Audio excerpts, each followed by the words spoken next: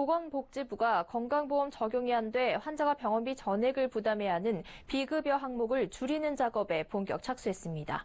민간보험에 기대지 않고 건강보험만으로도 의료비 문제를 해결할 수 있게 하겠다는 문재인 대통령의 공약 이행 차원인데요.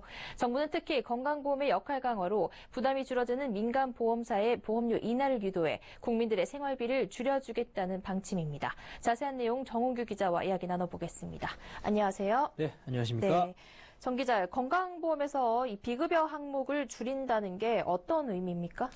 네, 건강보험의 혜택을 받을 수 없는 치료비를 비급여, 그 반대를 급여라고 하는데요. 예를 들어서 암 말기의 경우 기본적인 건강보험 혜택은 가능하지만 표적 항암제 등 고가의 신약 치료는 비급여입니다.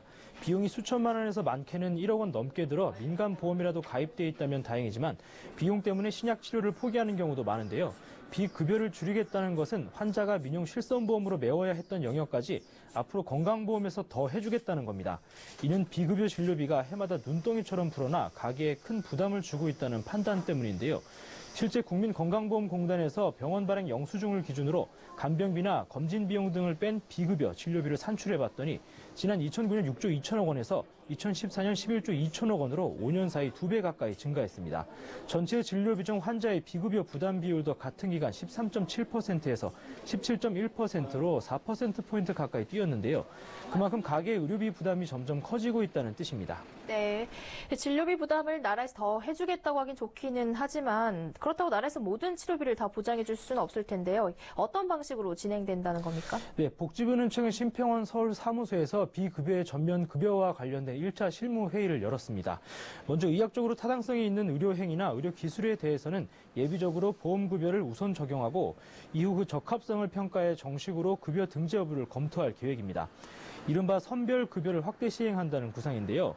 선별급여는 환자의 의료비 부담을 덜고자 의학적으로 추가 검증이 필요한 치료기술이나 의약품도 환자가 50에서 80%의 본인 부담금을 내는 조건으로 예비적으로 건강보험에 적용을 받도록 지정하는 겁니다. 이제 막 구체적인 논의를 시작한 단계로 비급여의 범주나 본의 등 고려해야 할 점이 많아서 실제 예비급여가 적용되는 데에는 다소 시간이 필요할 것으로 보입니다. 복지부는 의학단체 등이 참여하는 협의체를 구성해 구체적인 방향 설정과 항목 검토 등을 함께 논의하겠다는 입장입니다. 네, 이 비급여 중에서도 간병비와 선택진료비, 상급병 진료는 가계 등골을 휘게 하는 3대 비급여로 꼽히는데요. 정부가 특히 이 부분을 집중 개선하기로 했다고요? 네, 문재인 대통령의 공약인 국민 생활비 절감이라는 큰 틀에 맞춘 것인데요.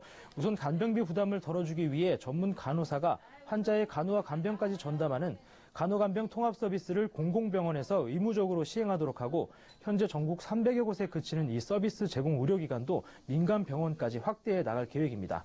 개인적으로 간병인을 고용하면 하루에 7만 원에서 8만 원 정도의 비용이 드는데요.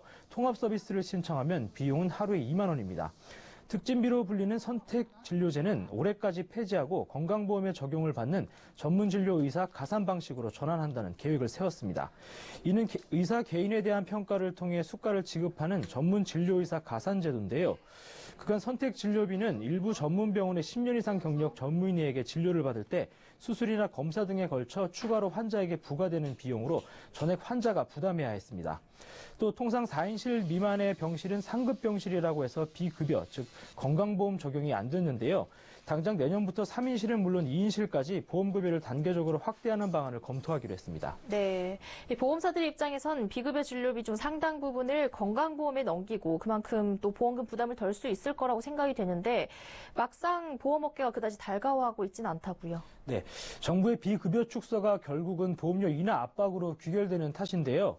민영 실손보험은 비급여 항목에 대해 보험금을 지급하는데 건강보험이 보장하는 영역이 늘어나면 민간 보험사의 지출이 줄어들고 그만큼 보험료를 내릴 수 있다는 게 정부의 논리입니다.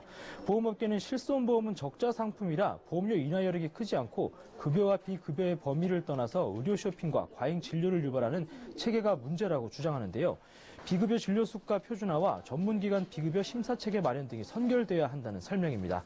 비급여 진료 항목은 병원이 제각각 가격을 매겨서 비싸기도 하고 병원별로 천차만별인데요. 심평원의 병원별 비급여 진료 비용 조사에 따르면 지난해 1인 병실료의 경우 가장 싼 곳이 5천 원인 반면 가장 비싼 곳은 45만 5천 원으로 최대 90배 이상 차이 났습니다. 네, 새 정부의 건강보험 보장 강화에 대해 정훈규 기자와 이야기 나눠봤습니다. 오늘 말씀 고맙습니다. 네, 감사합니다.